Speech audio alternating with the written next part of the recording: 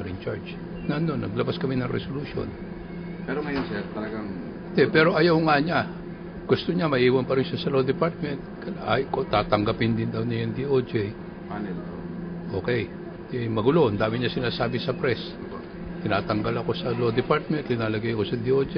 Pero last Wednesday, nag-back meeting kami. Nag-usap-usap kami. Sabi ko, ba't daldal ka ng daldal sa press ko? Ano-ano, kinukontra mo lahat na sinasabi. Sabi niya, I'm sorry, di na, okay na. Di na ako, susunod na ako, doon na ako sa DOJ.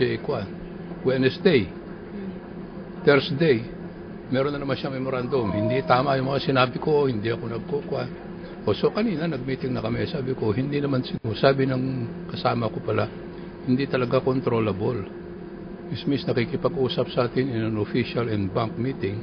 Paglabas niya, iba naman ang sinasabi niya sa labas, iba ang sinusulat niya, minememo pa kami na mali na naman daw.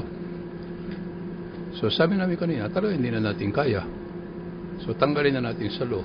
Sabi ko, hindi ko na rin pwedeng ilagay siya sa DOJ kasi hindi nga controllable eh.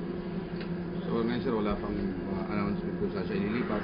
Hindi, meron na kaming pinaplano pero hindi pa namin ina-announce. Anyway, sa September 1st pa naman siguro namin implement. Kasi ang next working day naman after today is on Wednesday already. This is a long holiday. Diba? Okay, sir. Maraming salamat po.